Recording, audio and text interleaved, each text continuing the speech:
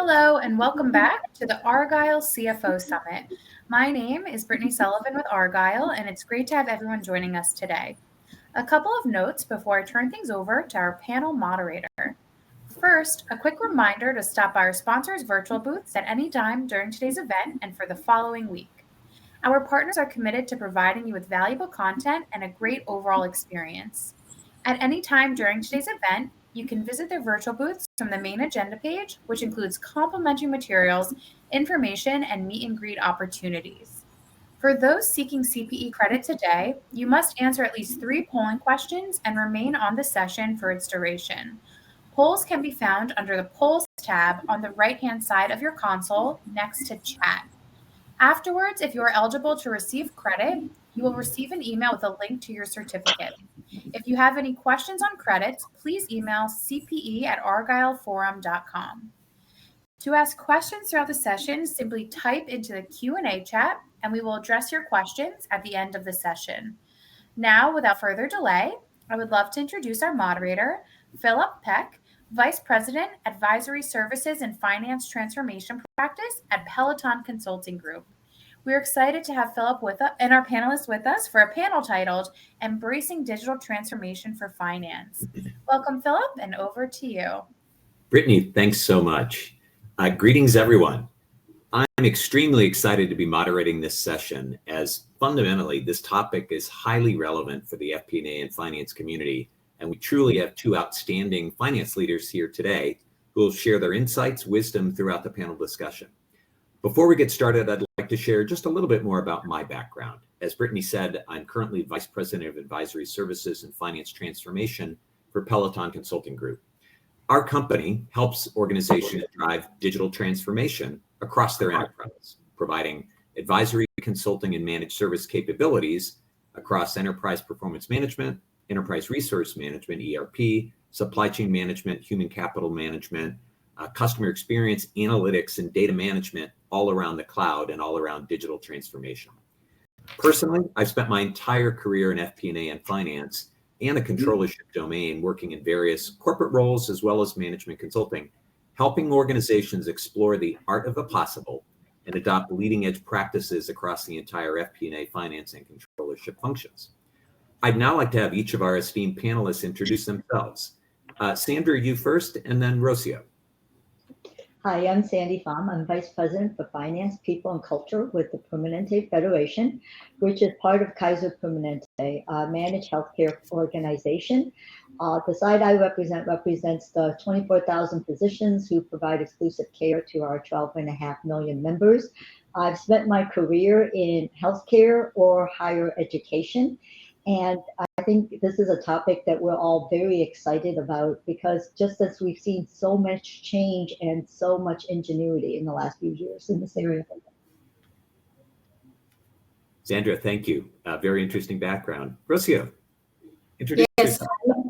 Yes. Hi, everybody. I'm Rocio Vargas.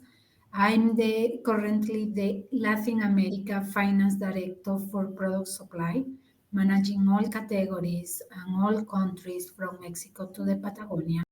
I've been working in Procter & Gamble, working on different business units, including laundry, beauty, baby care, almost all categories for more than 22 years.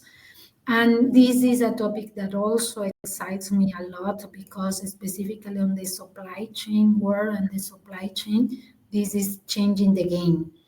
We need to embrace it to be able to deliver to our consumers what they need, and their needs are changing so fast, and the ways to deliver it is changing so fast that it's being really challenging for us to be on this new era.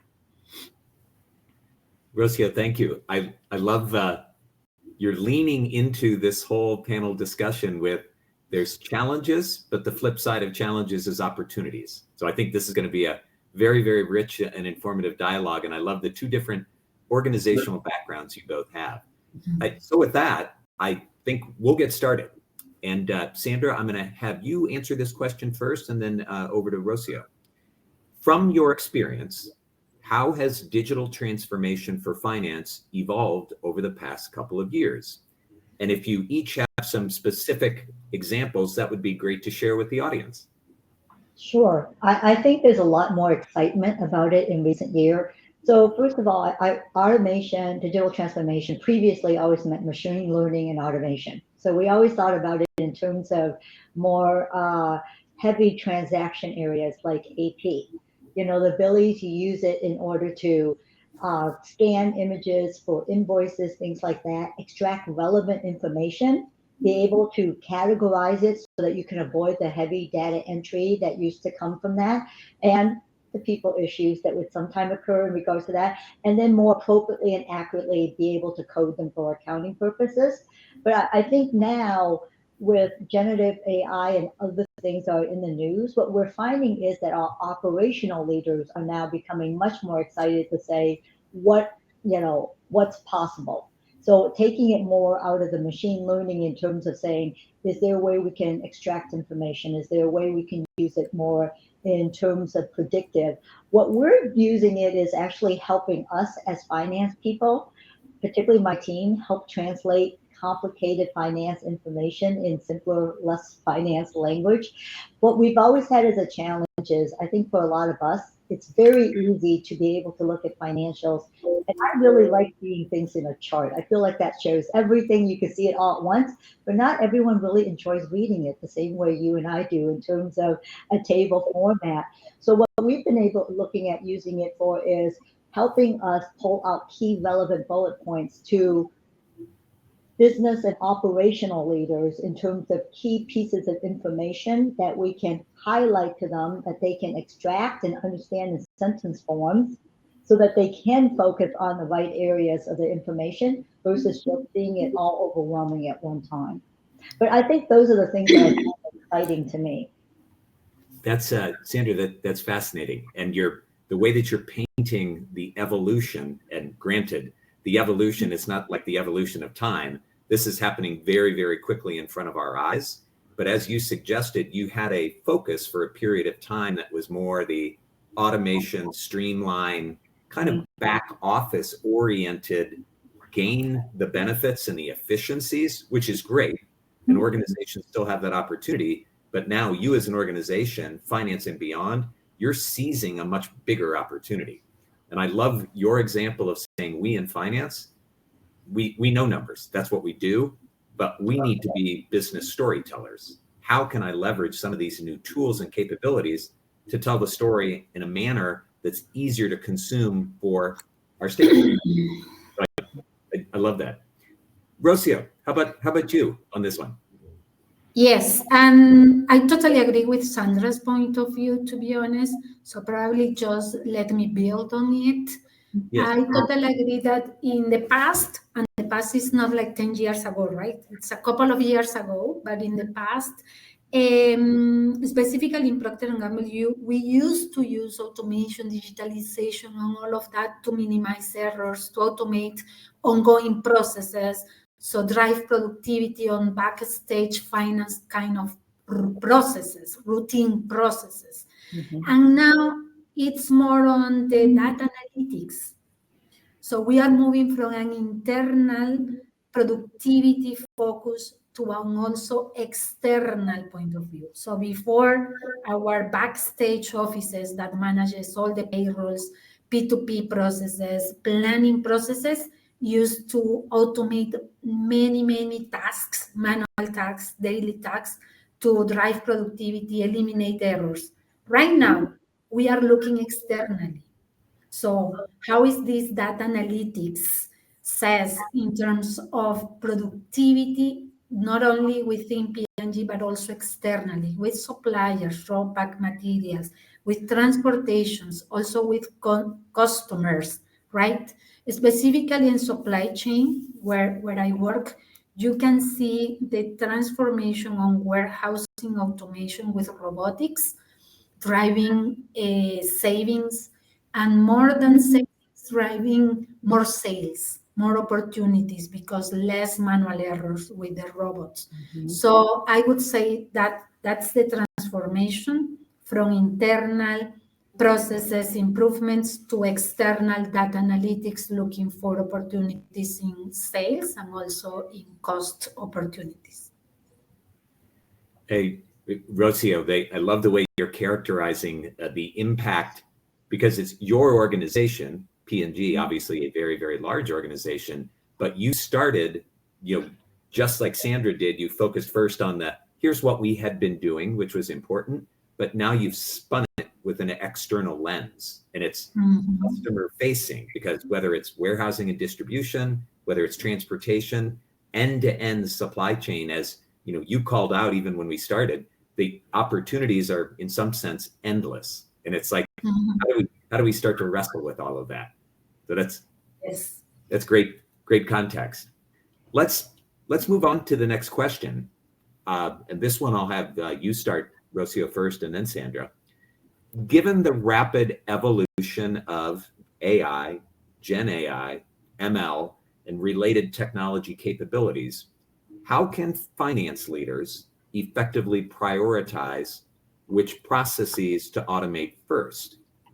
What criteria should we be thinking about to help us, evaluate what to do first and when and so forth?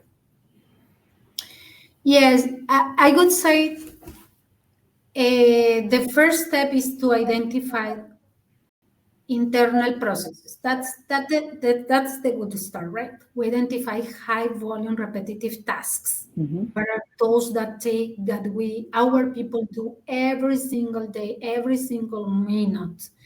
Then we rank it and we assess the impact. What is the impact of automating those lists of tasks, right? Assessing the efficiency and the accuracy impact on our productivity. Evaluate the cost saving potential, of course, and analyze the process complexity, because one thing is to try to automate, and the other thing is it possible to automate? Data is accurate? Or if we automate inaccurate data, it might be a disaster. So we need to ensure that it's a repetitive task and the data is accurate to ensure we get the best of the automation. Analyze the process complexity, the ownership, etc. With all of that, we rank it and we decide which processes should be automated in order to maximize our productivity. That's with the internal length. If you look at the external length, of course, it all goes to the basic of zero loss journey, identifying what is your loss, what is your opportunity, either in cost with one supply chain length. So from the planning raw material production to the warehousing, transportation, to the customer and to the consumer. So if you map the end-to-end supply chain specifically on that area, and you identify where the losses are, again, you rank the opportunity, you identify your top losses, either on sales opportunities, on cost, and then again, you flow through the prioritization process, right? Understanding the size of the price, the efficiency, the data accuracy, and then you implement some analytic tools to understand how can we maximize our benefits. So I would say that. That's a great way of characterizing all the steps involved. And a couple of themes popped out into my mind. What you were describing was, one, you have to have a well-documented end-to-end process-centric view of the world. Obviously, you're speaking supply chain, and that tends to be highly complex, tends to be many elements to it, and you have to have an acute appreciation for all the pieces and how they fit together, or they don't fit together. And that's where you start to identify the opportunities. But I think you're also calling out the importance of just baselining. Once you've documented it, evaluate it, like degree of complexity, how many steps are involved, who is involved, what's the level of data quality and accuracy, such that you can then more intelligently and intentionally prioritize the opportunities. That was great way to describe that. Sandra, How about your world? Yeah, no, I definitely agree. I think the first place to focus on is your heavy transaction, heavy people labored area, right? In terms of it, and also where you have clean desktop procedures, and that's why I told your point previously in terms of the back office. Looking at things where it's very clean, you have multiple hands doing the same things, but the rules are very clean. If you see A, then B. If not C, then escalate. But the rules are very clean, and you're expecting multiple hands handling the same information to follow the same rules. I think those are definitely the place to go ahead and start. But if we look at it for us in terms of we spend so much of our labor force closing the books, preparing the financial information to be sent to the pertinent owners to make decisions. And we want to look at where we can automate, classify, categorize a lot of those accounting functions, because where we would see the opportunity is to use automation, machine learning, AI, so that we can preserve our people for their highest and best use. Moving them from those labor intensive things so that instead of putting together the financials and packaging the reports and getting it to hand the right people, they have a chance to pause. They have a chance to evaluate the information. They have a chance to look at trends and what may be key relevant points to point out and have the conversation with the people, not just to deliver the report.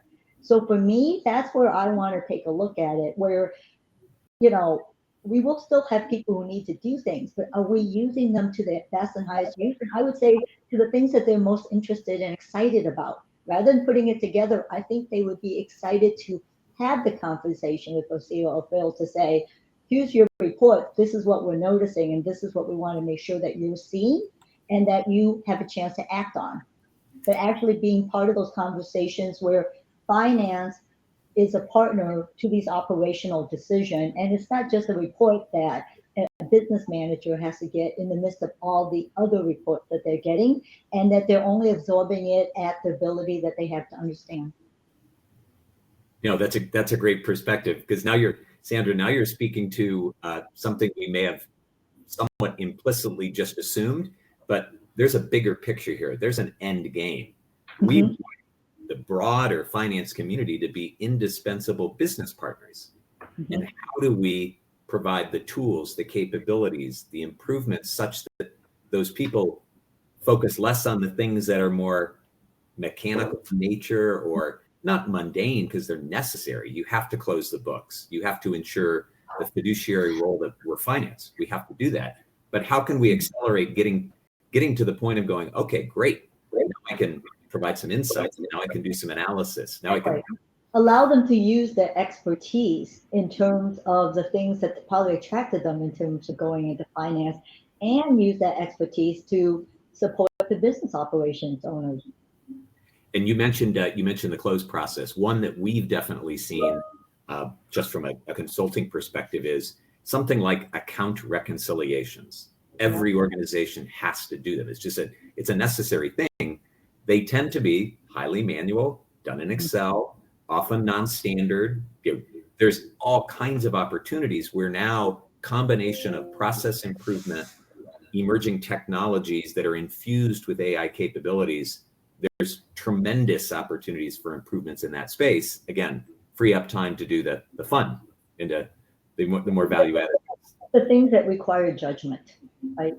That can't really be delegated away, but the things that actually require evaluation and judgment. Yes.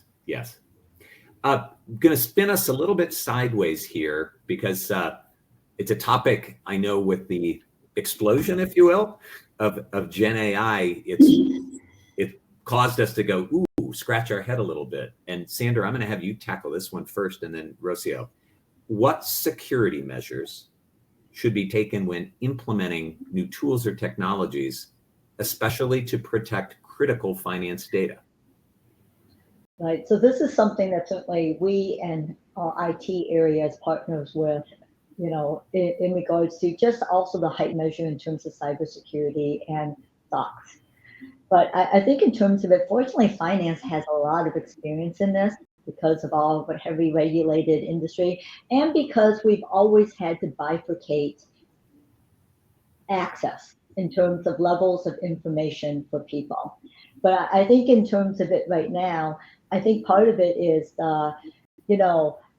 for us, we're not worried about when people are using our tool. What we worry about is things like ChatGPT being publicly available and people using it to help draft their emails. And they're not realizing that that's using it for machine learning. So fine, use it for your emails and stuff, but take out identifying information and just use the words and encode it, or making sure that your organization has an enterprise license or like Copilot, where it is all kept within the organization, and educating people about that. Because many people don't think of it as much of a thing. I think they use ChatGPT like an editor for emails, and they're not realizing how much information you have in email.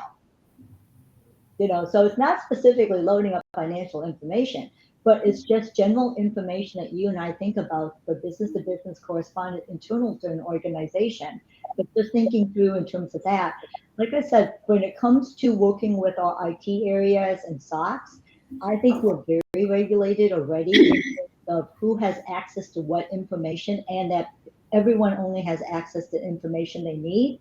What we see is when people are exploring things, and they're not realizing it's still strict finance, that you have to worry about the area that's getting gray.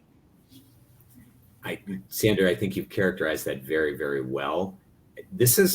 We're still in the infancy of a lot of these elements. As fast as they've come and how the world has embraced them, we are all still learning. And obviously you're highlighting, especially in your industry, you're highly, highly, highly regulated. There's no choice. So the partnership with IT and all the things you've had in place are there. That said, these new tools, specifically, Gen AI and various things, it's different. And for us as finance leaders, we just need to be that much more mindful, aware, constantly learning, and thinking through all the plausible use cases and scenarios to ensure we're doing the right things. Rocio, how about you on this security angle? Sí, totally also aligned with Sandra. So more than the tools, of course, we need to ensure we have systems and tools secure. Mm-hmm. Data encryption, access control, regular audits on the access control, data maskings, all that, it's a must, right? The company needs to have those to ensure data security. But for me, the most relevant part is also the training and how we deal with the new generations that really have everything is available, all their personal information is available, and junior people, P&G has most of the people is very young, and they consider everything is open book, right? They publish everything on the internet. So we have had cases where, yes, there are business discussions on Instagram, on WhatsApp. So how we really deal with that, how we train them on the new era that, yes, everything, the data is available, but there is also restriction on how we use our data. And these are the official tools, internal tools to manage the data. And data cannot be publicly shared in other tools outside the P&G. So training, a lot of training, a lot of data phishing systems, incident report plan and incident report trainings, compliance, all that part is where we focus the most on the risks, ensuring everyone is understand the risks and the responsibility they have with the data that every one of us manage. And that's the more challenging part, and where we as a managers can focus the most on a day-to-day with our people. So I would complement. Oh, I think that's great. I applaud you for recognizing that some of us are, say, a little more senior in our careers versus the people that we work with who grew up, was probably in their crib. They had some form of a pad device they're digitally literate from day one. Their day-to-day world, I'll speak for myself, is very different than my day-to-day world. And we have to recognize that. And with all the compliance and all the training and all the education, this is just part of the ecosystem. So we have to accommodate for that when we think about security and we think about all the measures and controls and things we have. So thank you for calling that out. Let's keep ourselves going here. Next question for both of you. What practical strategies for fostering a culture of agility within finance teams? And how does an agile mindset contribute to successful digital transformation initiatives? Sandra, maybe I'll have you tackle this one. Sure. Yeah, I think in terms of this is a culture change for us, because previous to this, changes had to do with new accounting or other regulatory requirements. So it was always kind of met as something that you have to do. I think for us right now, with the excitement of digital transformation, I think that's where the operation business leaders are really helpful in terms of the fact that they're excited in terms of what's possible, and really trying to get the teams to really focus on the fact that we're not changing because we have to. We're changing because there's a tool available that allows us to change the way we work so that everyone can use the actual expertise in terms of it. And what we're doing is we're actually inviting people and having conversations, just like we're having here, in terms of what are the right places to prioritize to automate. Is there something that you do that is high volume, very repetitive, very clean rules, that that take up a lot of your time or are prone to people error? And having those look at those as possibilities, but really having the people whose work will change help us strategize about what would be possible to change, so that the agile mindset is really just that, well, change is hard. Change is hard. So how do you get people to look forward to the change, that there's something in it for them, right? That it's a change that they want to be a part of, and it's something that alleviates them from something that they spend a lot of time doing, like verifying where there might be issues, to something that would free them up for what they can do. I like where you're taking the agile discussion, because you're also there's an element of just the ability to more rapidly embrace new things and change and piloting and figuring out and continuously learning. But then there's also just the mindset, depending on where people are in their career continuum, if you will. Some people are averse to change. It's hard. Like, I'll speak for myself. Sometimes we're migrating to a different platform internally on technology. That change will be hard for me, but embracing more of an agile way of thinking is part and parcel to digital transformation. It's how we get there faster, sooner, better. Rocio, how about yourself on this one? Yes, this is a change. And we deal with that with a couple of strategies that probably can be useful for you guys. But the first thing that we do is to promote continuous learning. So, and the second one is, as Sandra mentioned, focus on the benefit and the value creation that this might have. And the third one is encourage cross-functional collaboration and empower decision-making. So with those three, we set the vision, right, on the benefits, what we can achieve, what are the other examples. We train. We have an entire digital program for every single employee, depending on the area they work.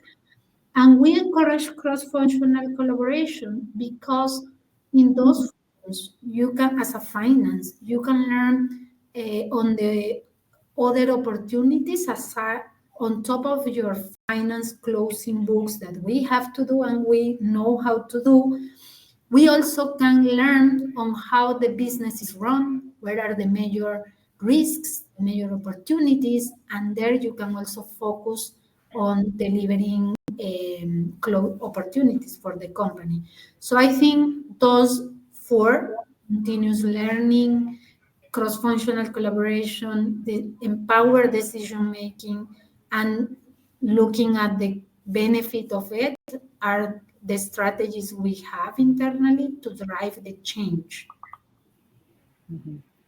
No, those four elements, I think, as you started your response, Rocio, that's kind of the secret sauce. So that's the way you're doing it at Procter and Gamble. Hopefully, everyone in the audience is listening very, very intently to go, wow, how could I apply those pillars or those principles in our organization? Because you're right, they work hand in hand. The other element that I loved hearing from you was it can open the eyes of these stakeholders, these people who are doing the day-to-day, to go, wow, I know more about the business now. I have a better appreciation such that I can apply my skills and help look for opportunities to, at the end of the day, do things better, faster, cheaper, and so forth. Follow-on question, and Rosie, I'll come right back to you because it goes hand in hand. Considering the impact automation will have on the finance function, how can organizations prepare for a smooth transition? What upskilling, reskilling, or related initiatives can be used?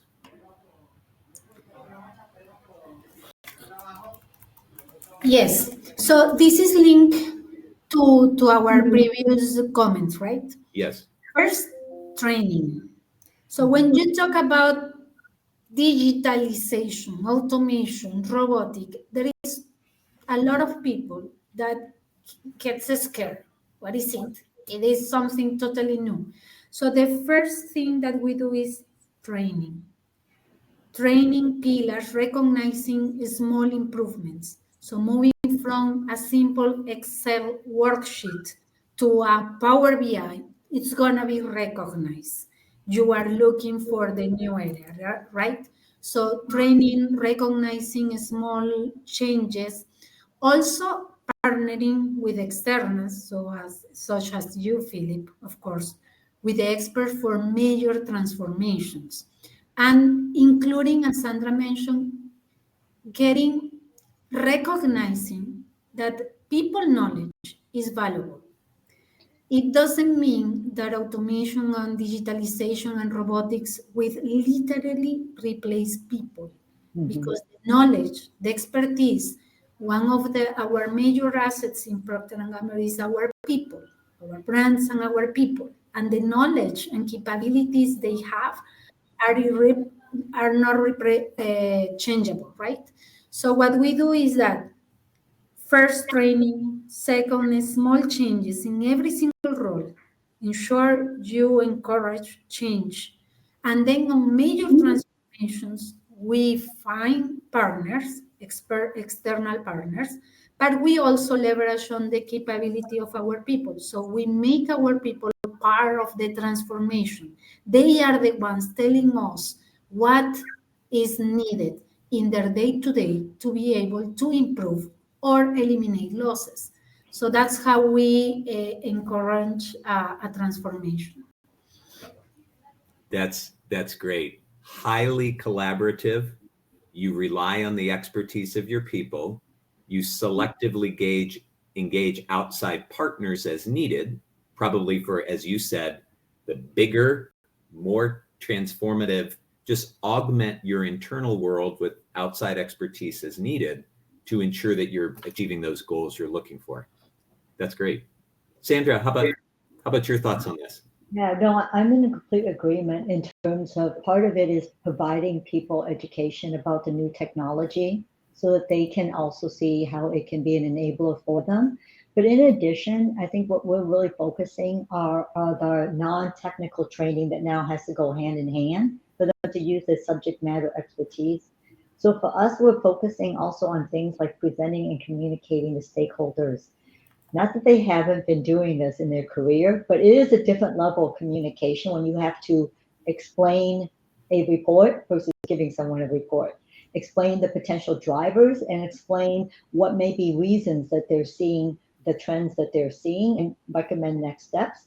The other thing is that we're also looking at rolling out critical thinking skills, right? When you're not just producing the work, you also have to have different frames of reference on terms of looking at how to think through the work so that you're also training other people in regards to it. So part of it is hand in hand training of the technical learning that Lucia is speaking of, so that people understand what is enabled by the new technology and what's possible. But two, kind of going back, and I'm sure there's a better word than soft skills, but some of these soft skills trainings in terms of communicating, presenting to stakeholders, and critical thinking.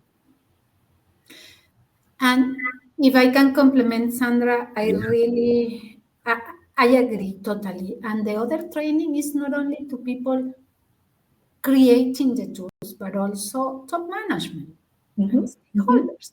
Because historically they have, make decisions based, some of them on gut feeling, I think. And now there is data.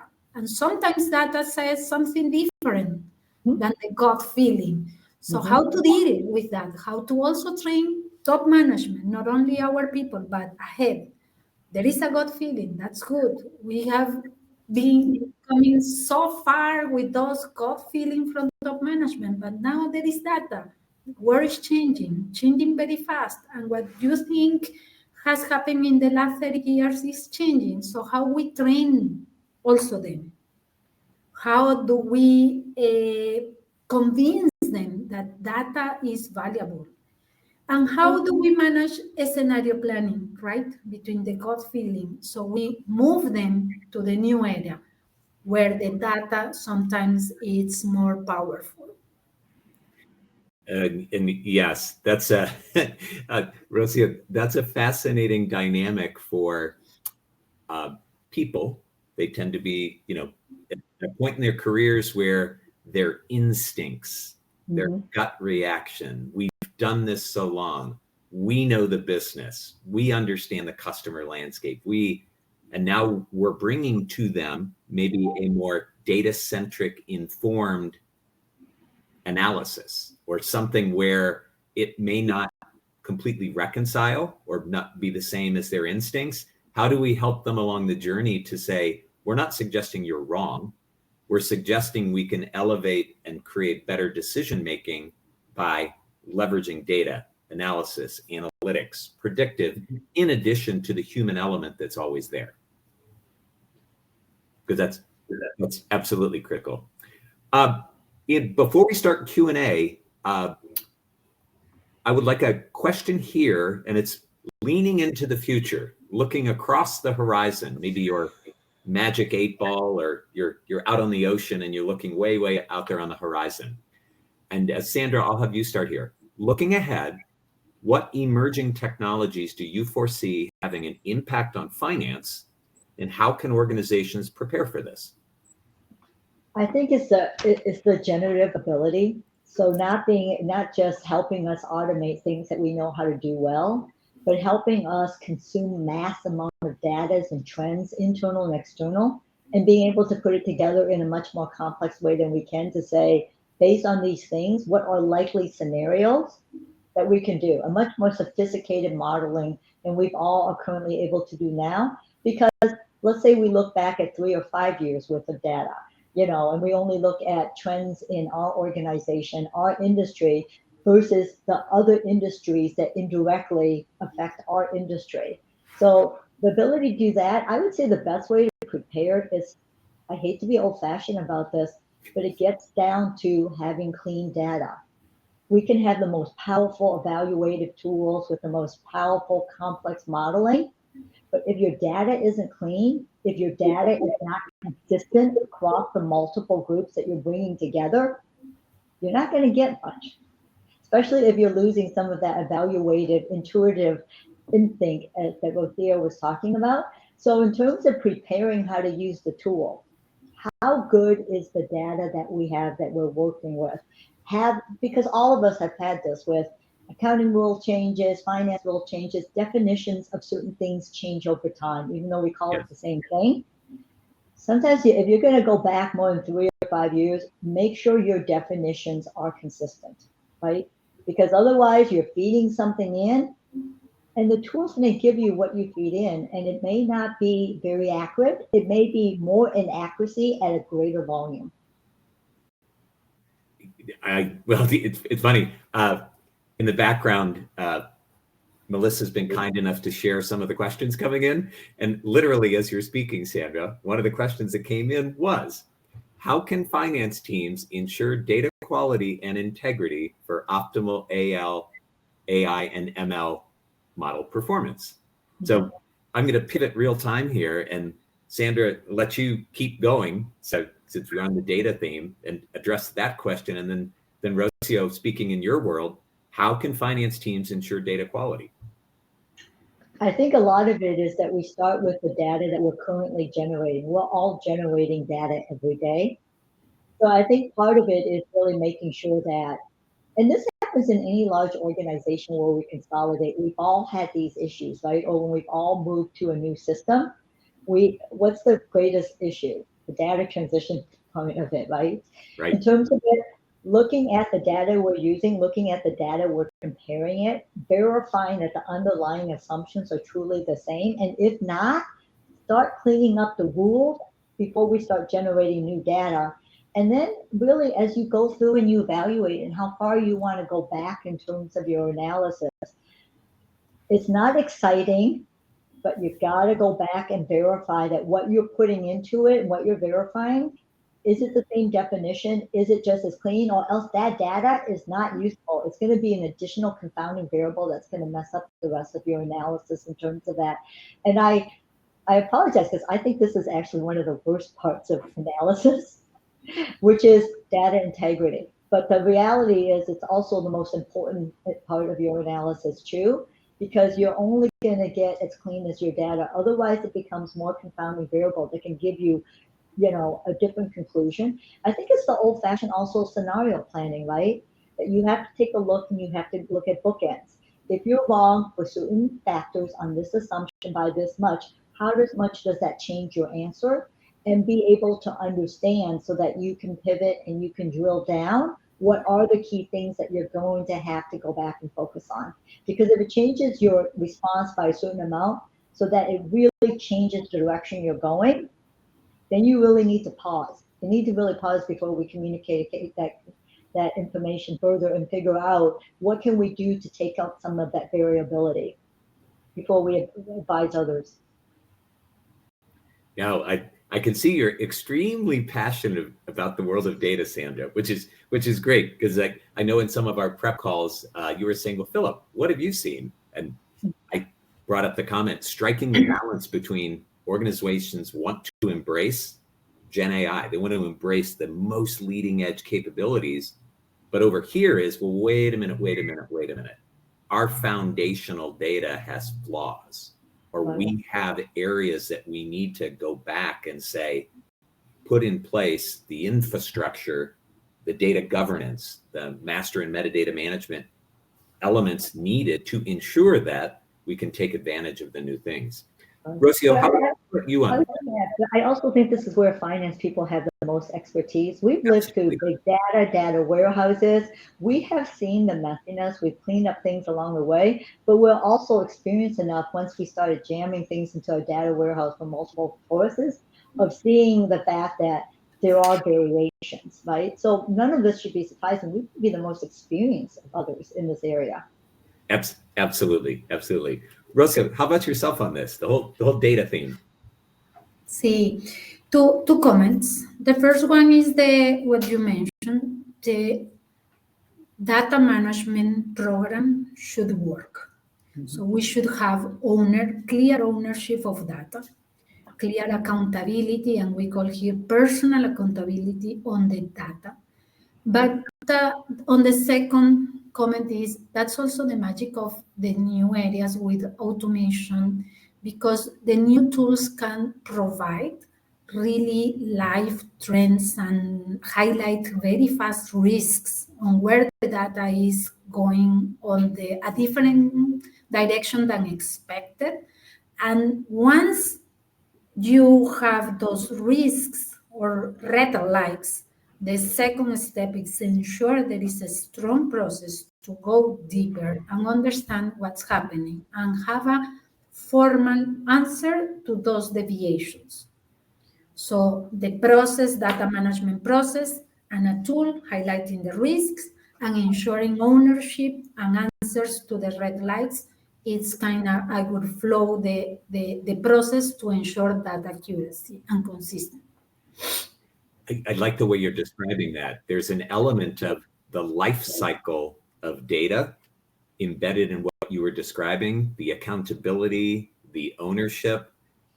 Then, as you're also describing, data is used to do what? So now we explore and we drill deeper. We're trying to investigate things, or perhaps something, aberration, something popped out because our tools and technology told us this is an outlier. You need to go explore it. But it's still part of getting that, or starting with that comprehensive understanding of the data landscape, such that you can draw the appropriate conclusions and or identify the need to go somewhere else to say, we need to fix it, we need to explore further, we need to do more analysis, whatever it is. Yes, and when you see a point of data going out of the kind of normal trend, for companies as big as P&G, any point of the data out of the normal, it's quite strange.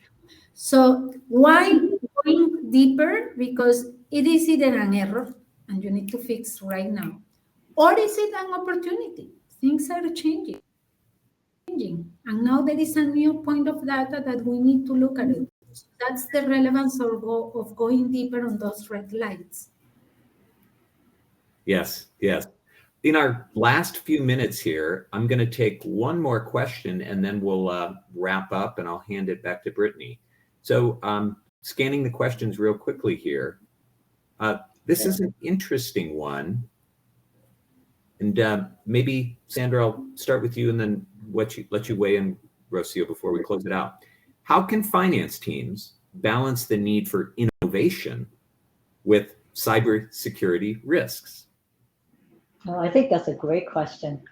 I think that's a great question because our sense of sensitivity on cybersecurity is so heightened right now in terms of, I mean, the car dealership issues in Northern and Southern America. I had heard that, I know in the city where I live, a year ago, we couldn't submit our taxes for our business because the city's website was held for ransom. So the reality is, you're absolutely right. As we start exploring these new things and we start getting excited in regards to it, we have to also look at the heightened risk in terms of it, because we're putting a lot more data out there. We're drawing a lot more conclusions in regards to the data at a time where there's more attacks in terms of our system, and not just from the individuals that we're used to thinking about, but also institutional attacks in regards to it.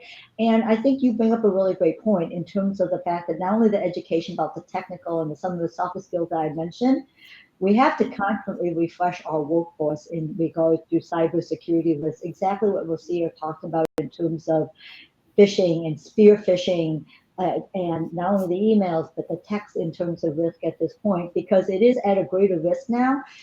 In the same way we're excited about what AI and machine learning can help us enable our work, it's also enabling the work of people who don't have as great of intention as we do.